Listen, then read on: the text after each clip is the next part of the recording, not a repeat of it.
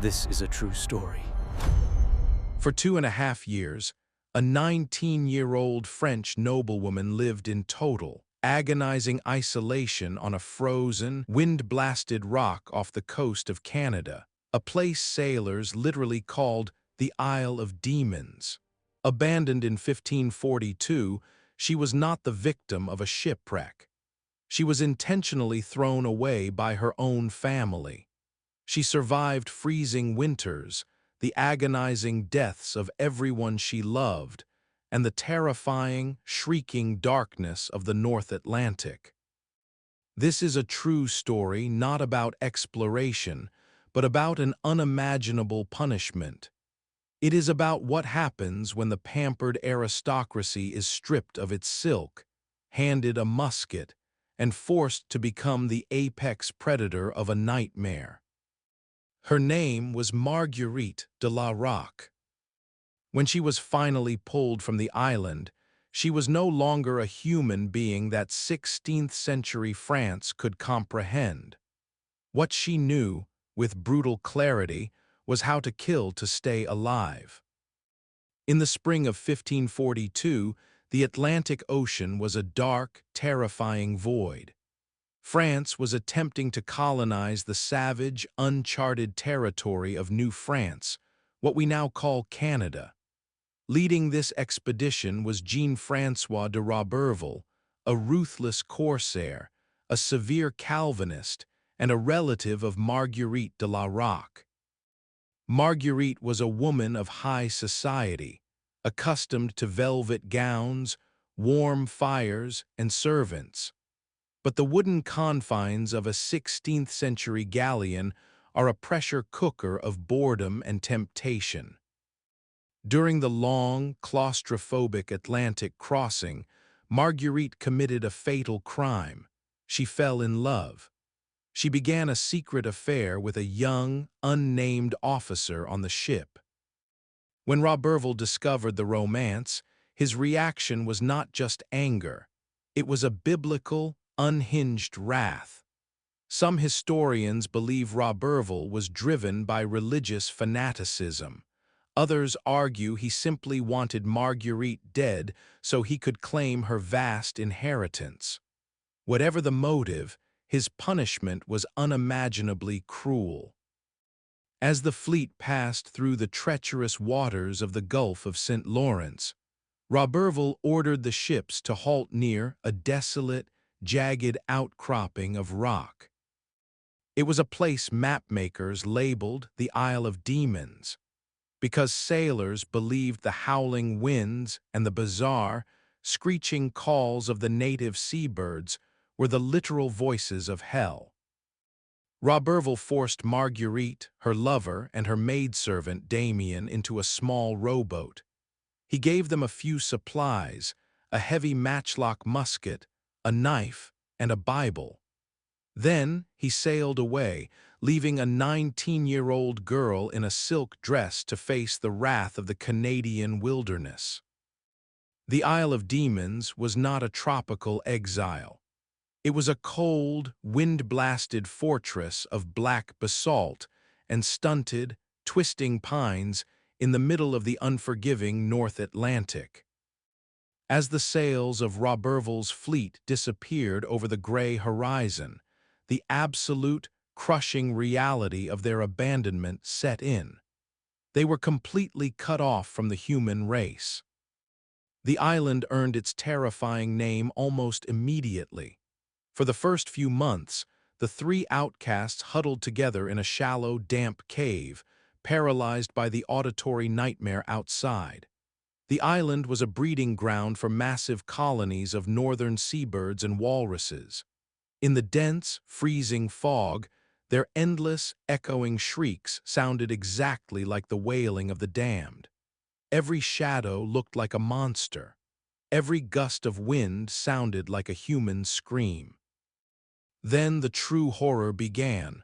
The North Atlantic winter did not just arrive, it attacked.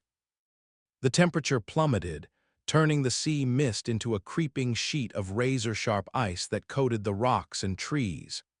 Their meager rations of hardtack and salted meat ran out.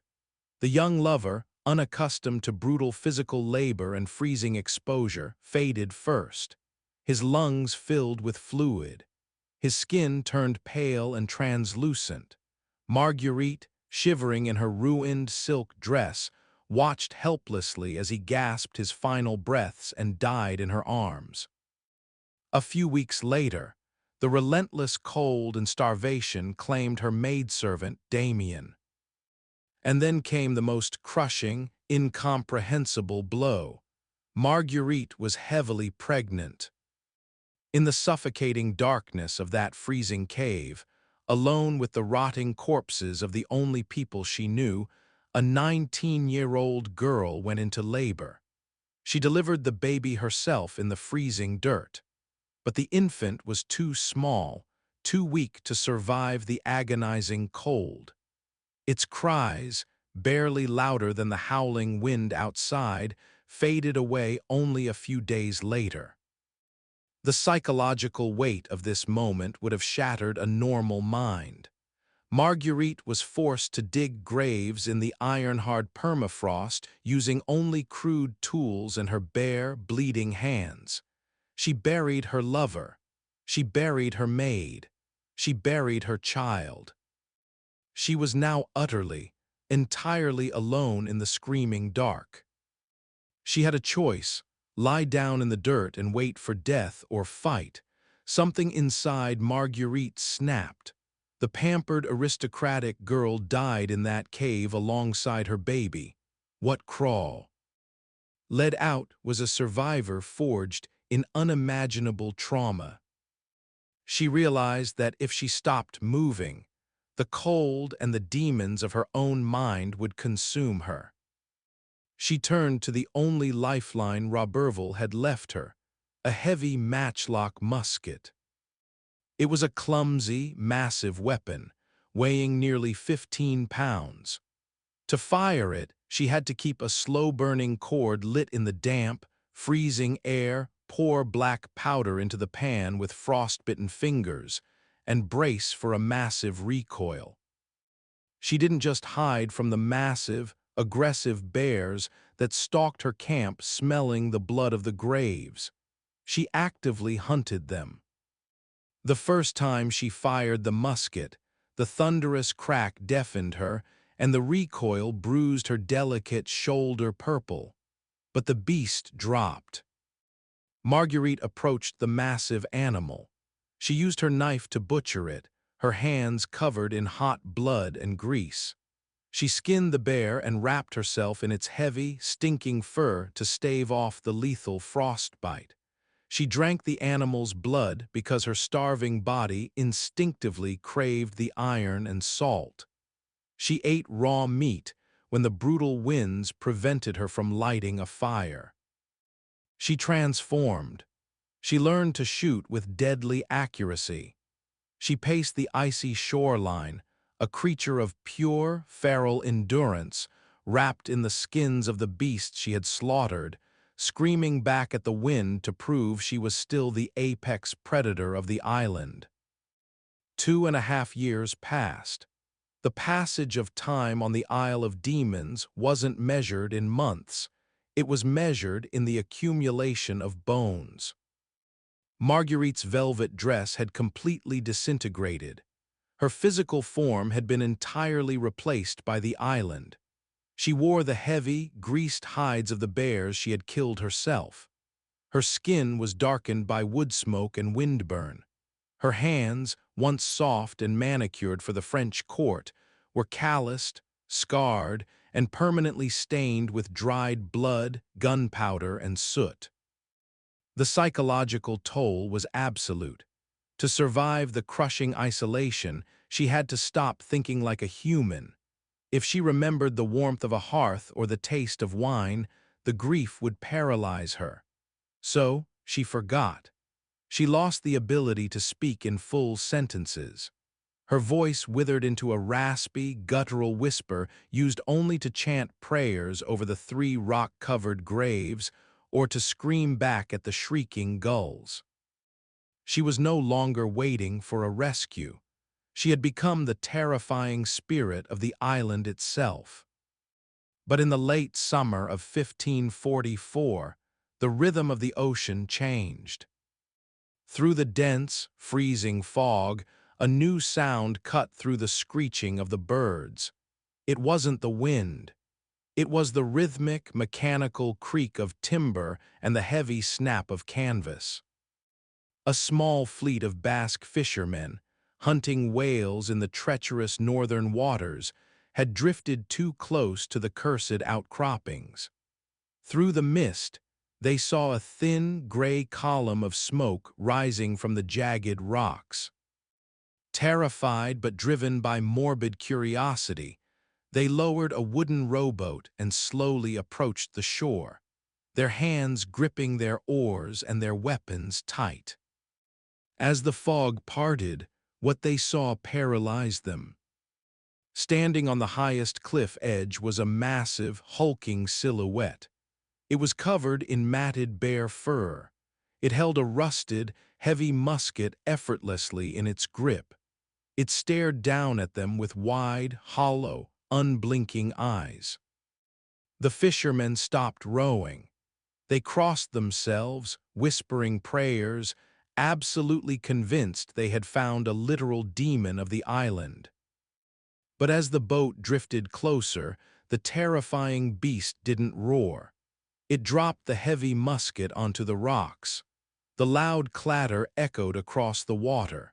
The creature collapsed onto its knees, raised its grease-stained hands toward the sky, and began to weep.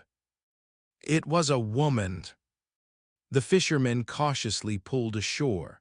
When they approached her, the smell of her unwashed, feral body, a potent, overwhelming mix of animal fat, dried blood, and wood smoke, forced them to step back. When they spoke to her in French, she just stared at their mouths. She tried to reply, but her throat could only produce broken, jagged syllables. She had forgotten how to be human. They carefully led her onto their ship. The transition was a violent sensory shock. When a sailor handed her a piece of warm, fresh bread, she didn't know what to do with it. She couldn't chew it. Her stomach, conditioned to raw meat, animal blood, and half-rotten roots, completely rejected the softness of civilization.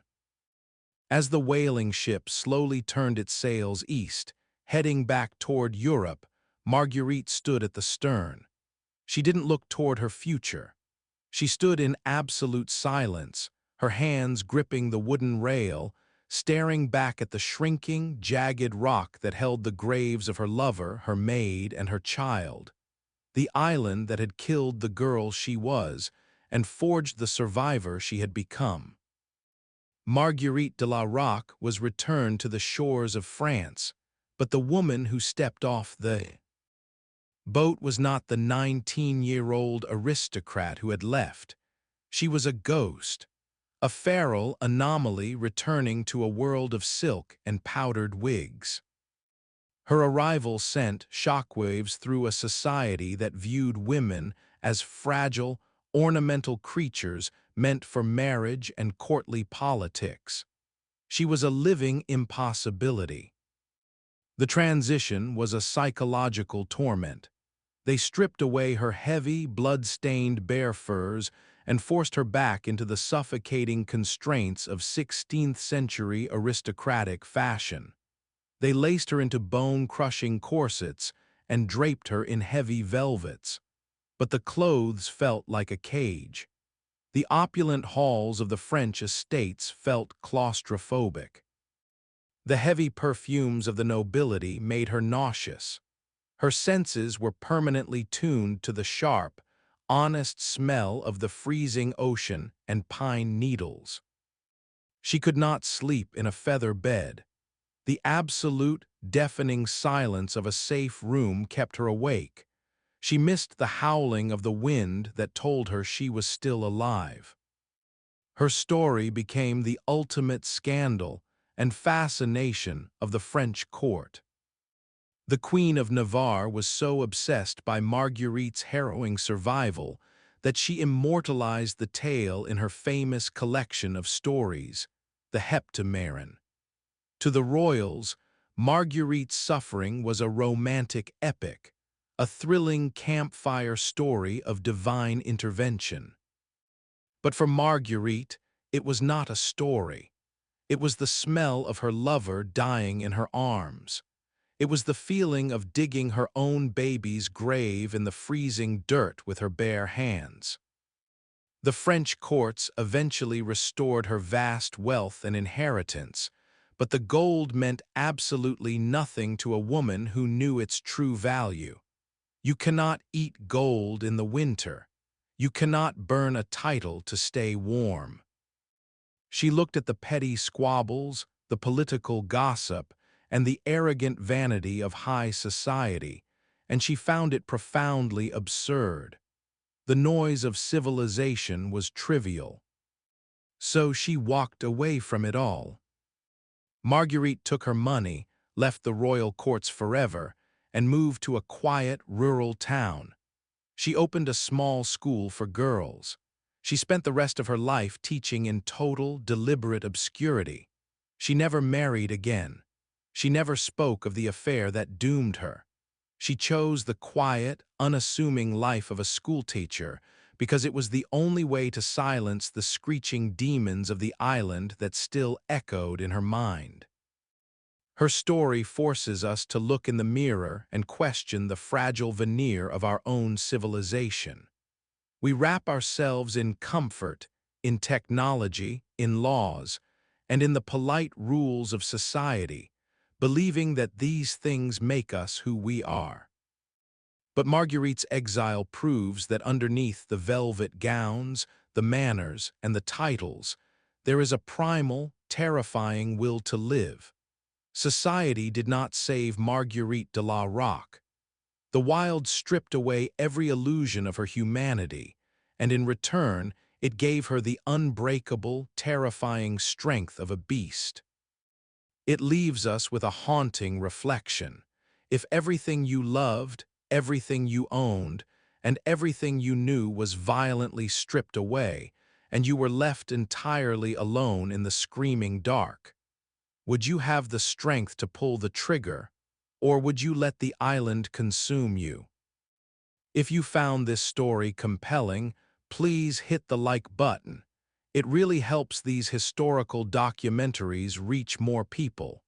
And subscribe for more deep dives into the forgotten corners of history and the extraordinary limits of human endurance. Thanks for watching.